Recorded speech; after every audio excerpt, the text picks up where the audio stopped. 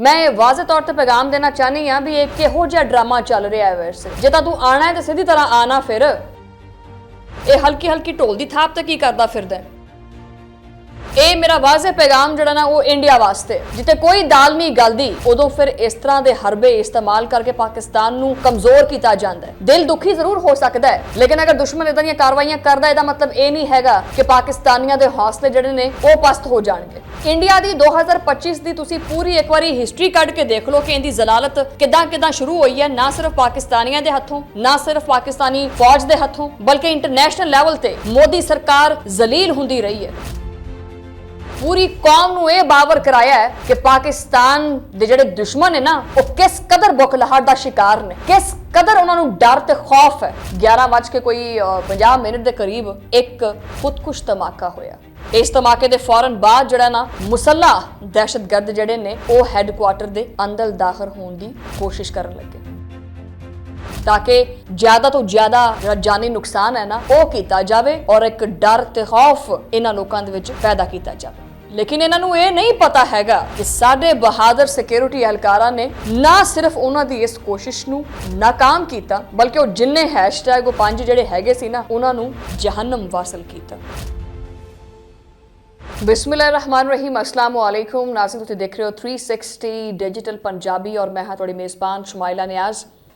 ਅੱਜ ਦਾ ਵਲੌਗ ਬੜਾ ਬੋਝਲ ਦਿਲ ਨਾਲ ਤਾਂ ਸ਼ੁਰੂ ਕਰਨਾ ਪੈ ਰਿਹਾ ਹੈ, ਲੇਕਿਨ ਬੋਝਲ ਦਿਲ ਦਾ ਮਤਲਬ ਇਹ ਨਹੀਂ ਹੈਗਾ ਕਿ ਅਸੀਂ ਟੁੱਟ ਗਏ ਹਾਂ। ਵੈਸੇ ਮੈਂ ਵਾਜ਼ੇ ਤੌਰ ਤੇ ਪੈਗਾਮ ਦੇਣਾ ਚਾਹਨੀ ਹਾਂ ਵੀ ਇਹ ਕਿਹੋ ਜਿਹਾ ਡਰਾਮਾ ਚੱਲ ਰਿਹਾ ਹੈ। ਵੈਸੇ ਜੇ ਤਾਂ ਤੂੰ ਆਣਾ ਹੈ ਤਾਂ ਸਿੱਧੀ ਤਰ੍ਹਾਂ ਆਣਾ, ਫਿਰ ਇਹ ਹਲਕੀ ਹਲਕੀ ਢੋਲ ਦੀ ਥਾਪ ਤੇ ਕੀ ਕਰਦਾ ਫਿਰਦਾ ਹੈ। ਇਹ ਮੇਰਾ ਵਾਜ਼ੇ ਪੈਗਾਮ ਜਿਹੜਾ ਨਾ ਉਹ ਇੰਡੀਆ ਵਾਸਤੇ, ਜਿੱਥੇ ਕੋਈ ਦਾਲ ਨਹੀਂ ਗਲਦੀ ਉਦੋਂ ਫਿਰ ਇਸ ਤਰ੍ਹਾਂ ਦੇ ਹਰਬੇ ਇਸਤੇਮਾਲ ਕਰਕੇ ਪਾਕਿਸਤਾਨ ਨੂੰ कमजोर किया जाता है।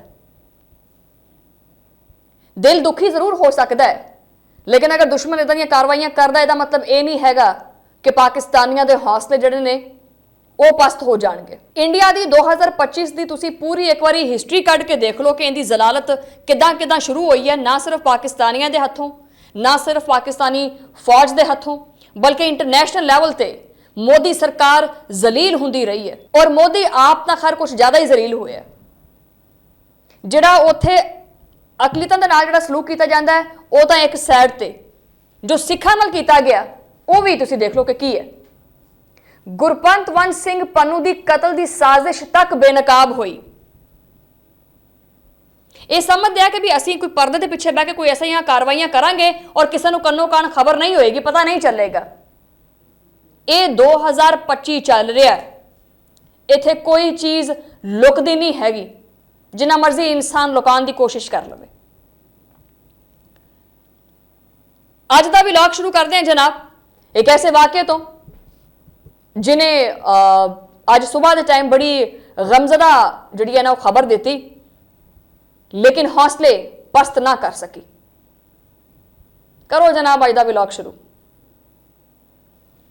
अज कोयटा दे विच एक ऐसा वाक़या रूनमा होया जिन्हें एक बारी फिर पूरी कौम ਨੂੰ ਇਹ ਬਾਵਰ ਕਰਾਇਆ ਹੈ ਕਿ ਪਾਕਿਸਤਾਨ ਦੇ ਜਿਹੜੇ ਦੁਸ਼ਮਣ ਨੇ ਨਾ ਉਹ ਕਿਸ ਕਦਰ ਬੁਖਲਾਹਟ ਦਾ ਸ਼ਿਕਾਰ ਨੇ,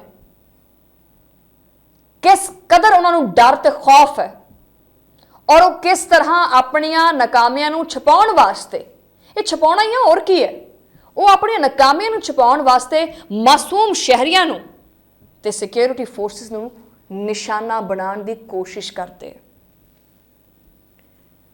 जी हाँ, अज सुबह के वक्त 11:50 के करीब एक खुदकुश धमाका होया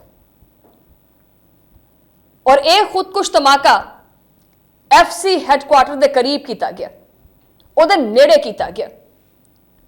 इस धमाके के फौरन बाद जिहड़ा ना मुसल्ला दहशतगर्द जिहड़े ने वो हैडकुआटर के अंदर दाखिल होने की कोशिश करन लगे ताकि ज़्यादा तो ज़्यादा जो जानी नुकसान है ना वो किया जाए और एक डर ते खौफ इन्हां लोकां दे विच पैदा किया जाए।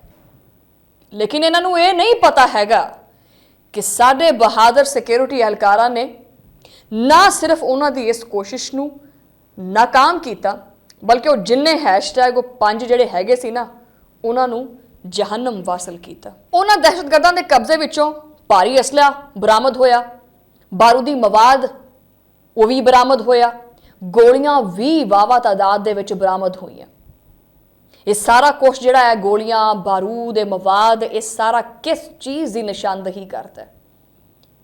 ਇਹ ਸਾਰੀਆਂ ਚੀਜ਼ਾਂ ਇਸ ਚੀਜ਼ ਦੀ ਨਿਸ਼ਾਨਦੇਹੀ ਕਰਦੀਆਂ ਨੇ ਕਿ ਕੋਈ ਇਹ ਆਮ ਵਾਰਦਾਤ ਨਹੀਂ ਸੀ, ਬਲਕਿ ਪਤਾ ਨਹੀਂ ਕਦੋਂ ਦੀ ਇਹ ਮਨਸੂਬਾਬੰਦੀ ਕਰਦੇ ਫਿਰਦੇ ਆ, ਕਦੋਂ ਦੀ ਇਹ ਕਾਰਵਾਈ ਕਰਦੇ ਫਿਰਦੇ ਆ। ਇਹਦੇ ਪਿੱਛੇ ਕੌਣ ਮੁਲਵਿਸ ਹੋ ਸਕਦਾ ਹੈ? ਬੈਰੂਨੀ ਤਾਕਤਾਂ। ਬੈਰੂਨੀ ਤਾਕਤਾਂ ਦੇ ਵਿੱਚ ਸਭ ਤੋਂ ਪਹਿਲੀ ਜਿਹੜੀ ਤਾਕਤ ਹੈਗੀ ਹੈ ਉਹ ਹੈਗੀ ਆ ਭਾਰਤ, ਇੰਡੀਆ। ਕਹਿਣ ਨੂੰ ਤਾਂ ਸਾਡਾ ਹਮਸਾਇਆ ਹੈਗਾ, ਲੇਕਿਨ ਸਭ ਤੋਂ ਵੱਡਾ ਦੁਸ਼ਮਣ ਇਹੀ ਹੈ। ਔਰ ਇਹ ਕੋਈ ਪਹਿਲਾ ਮੌਕਾ ਨਹੀਂ ਹੈਗਾ। ਇਹ ਇਸ ਤਰ੍ਹਾਂ ਦੀਆਂ ਹੋਰ ਵੀ ਜਿਹੜੀਆਂ ਬਥੇਰੀਆਂ ਕਾਰਵਾਈਆਂ ਹੈ ਉਹ ਹਮੇਸ਼ਾ ਕਰਦਾ ਰਹਿੰਦਾ ਤਾਂ ਕਿ ਪਾਕਿਸਤਾਨ ਨੂੰ ਕਮਜ਼ੋਰ ਕੀਤਾ ਜਾਵੇ, ਕਿਉਂਕਿ ਪਾਕਿਸਤਾਨ ਹੁਣ ਇੰਟਰਨੈਸ਼ਨਲ ਲੈਵਲ ਤੇ ਵੀ ਬੜਾ ਉਜਾਗਰ ਹੋ ਰਿਹਾ। ਸਿਰਫ ਗੁਜ਼ਸ਼ਤਾ 1 ਮਾਹ ਦੇ ਵਿੱਚ ਯੂਰਪ ਦੇ ਮੁਖਤਲਿਫ ਇਲਾਕਿਆਂ ਦੇ ਵਿੱਚ ਸਾਡੇ ਜਿਹੜੀ ਸਾਡੀ ਫੋਰਸਿਸ ਨੇ ਉਹਨਾਂ ਦੇ 60 ਤੋਂ ਜ਼ਿਆਦਾ ਦਹਿਸ਼ਤਗਰਦਾਂ ਨੂੰ ਖਤਮ ਕਰ ਚੁੱਕੀ ਹੈ। ਜਵਾਨ ਸਰਹੱਦਾਂ ਤੇ ਲੜਦੇ ਪਏ ਹੈ। ਬਹਰਹਾਲ ਜਿਹੜੇ ਇਹ ਦਹਿਸ਼ਤਗਰਦ ਸੀ, ਇਹਨਾਂ ਦੇ ਜਿਹੜੇ ਤਾਲੁਕਾਤ ਹੈ, ਰਵਾਬਤ ਜਿਹੜੇ ਨਿਕਲੇ ਨੇ ਉਹ ਭਾਰਤ ਦੀਆਂ ਖੁਫੀਆ ਏਜੰਸੀਆਂ ਨਾਲ ਨਿਕਲੇ ਨੇ। यानी भारत जो है मुकम्मल तौर पर इन्हां दहशतगर्दां नूं फंडिंग करता है। और ये सारा कुछ इस गल का वाजे सबूत है जो कि भारत जो खुद नूं एक बहुत वड्डी जमहूरीयत ते उभरती हुई ताकत कहता है, बड़ा जज्बात ते कंट्रोल करके गल करनी पैंदी है। एक तो ये बल्कि जिस तरह कार्रवाइयां करता है ये अपने आप नूं अंदरों खोखला करता है। मोदी सरकार दे कोल अज सिर्फ एक ही एजेंडा रह गया और वो एजेंडा यही एजेंडा है कि मैं पाकिस्तान नूं कमज़ोर किदां करना है या पाकिस्तान दे विच दहशतगर्दी जिहड़ी है वो किदां फैलाउणी है और इत्थे जिहड़ी अमनो अमान दी पाकिस्तान दे विच जिहड़ी फिजा कायम है उस फिजा नूं किदां मैं खराब करना है। लेकिन मैं इत्थे इहनूं ये दसना चाहनी हाँ कि यह भारत ये समझण तो कासर है कि पाकिस्तान एक ऐसा मुल्क है जिथे लखां नौजवानों ने अपनी जान वतन ते कुर्बान कर दी है। वो भाई वो तो जान कुर्बान करन नूं अपने ईमान का हिस्सा समझदी है। कौम वो आंच नहीं आन देंदी इस वतन दे उत्ते, वो शहादत नूं गल नाल लांदी है। और जिन्हां दे पुत शहीद हुंदे आ वो मावां फखर करदियां कि साडा पुत जिहड़ा है वो वतन की खातिर कुर्बान हो गया। बहरहाल कोयटा का यह वाकया जिहड़ा है महज एक हमला नहीं है बल्कि यह दुश्मन की वाज़े तौर पर बौखलाहट की अलामत है और इस तरह दी कार्रवाइयां करके किसी भी मुल्क को कमज़ोर नहीं किया जा सकता। जो भारत की हर महाज से शिकस्त होंदी है तो वह फिर सफारती सतह पर भी नाकाम रहिंदा है। जो अपने अंदर मसाइल जिहड़े चलते पे है उन्होंने नहीं किते आसे पासे ला सकता तो दूसरे मुल्कों के विच जान के पंगे लैने होंदे उन्हें कि भी मैं जिहड़ा गुस्सा हैगा ना मेरे अंदर दी नाकामियां दा जिहड़ा गुस्सा है वो मैं पाकिस्तान ते लावां। लेकिन हकीकत फिर वही है कि भारत अपने इन्हां नापाक जिहड़े इरादे ने इन्हां दे विच कदी नाकामयाब होया ते ना होएगा। ये उहदी पुल है कि कदी कामयाब होएगा। भारत नूं ये चीज़ समझ लैनी चाहिए है कि पाकिस्तान हुण 17 करोड़ आवाम नहीं बल्कि एक 22 करोड़ आवाम का मुल्क है। सब तो वड्डी गल जिंदे करके धुएं छड़दे हैं तुसीं वो हैगी है एटमी ताकत। एक ऐसा मुल्क है जिहड़ा अल्लाह के नाम ते वजूद च आया है और अल्लाह के हुक्म नाल ये हमेशा कायम व दायम रहेगा। एटमी ताकत समझदे ना फिर तुसीं कि छड़िए फिर गोला इधरों दी हैं। सानू खैर ये चीज़ समझनी चाहिए है कि ये जंग सिर्फ बंदूकों के करके बारूद के करके नहीं बल्कि नज़रियात ते अजाइम की जंग है। हुण वो जमाना नहीं रहा कि इधरों गोला बाब बरूद ही चलेगा। भारत के अजाइम पाकिस्तान नूं कमज़ोर करन दे हैगे जबकि पाकिस्तान का नज़रिया यह है कि यह मुल्क इस्लाम के नाम ते बनया और यदि आवाम अपनी जान कुर्बान करके भी यदि हिफाजत करेगी। सो दुश्मन नूं चाहिदा कि इन्ना जोर ना लावे, आपदा ही लक तड़ा बैठेगा। ज़्यादा जोर ना लक टुट जाता हुंदा बंदे दा।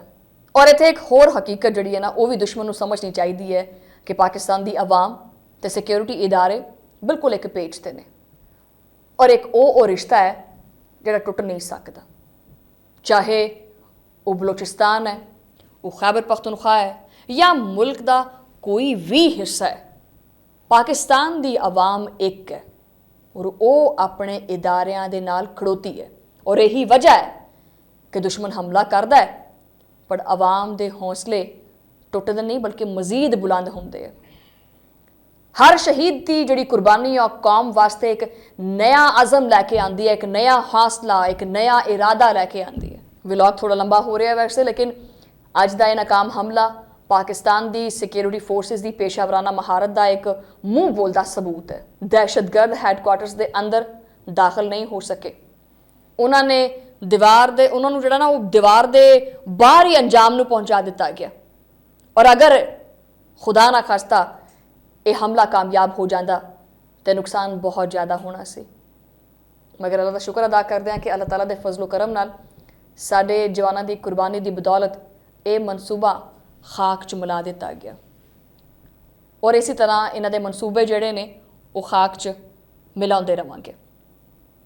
मैं एक खास तौर पर पैगाम देना चाहनी हाँ, आपाओ जरा इत्थे मोदी साहब नूं कि तू चाहे जिन्ना मर्जी जोर ला ला, पाकिस्तान नूं कमज़ोर नहीं कर सकता। मैं ये गल अक्सर कोट करती हुन्नी हाँ, अमन की गल करी दी है असीं, अमन की गल करी दी है असीं, अमन चाहने हैं। लै फिर आख्या ही फिर इत्थे प्यार नाल गल करोगे तो मैं कहनी पई कि खीर देंगे, तो जे कीती इस तरह दियां होछे हथकंडियां दियां तरीकाकारियां चीर देंगे। ये मुल्क सलामत रहे, ये मुल्क सलामत रहेगा इंशाअल्लाह इंशाअल्लाह रहमान। तुहानू मुलाकात होएगी अगले व्लॉग दे विच, उदों लई अल्लाह ने के पान।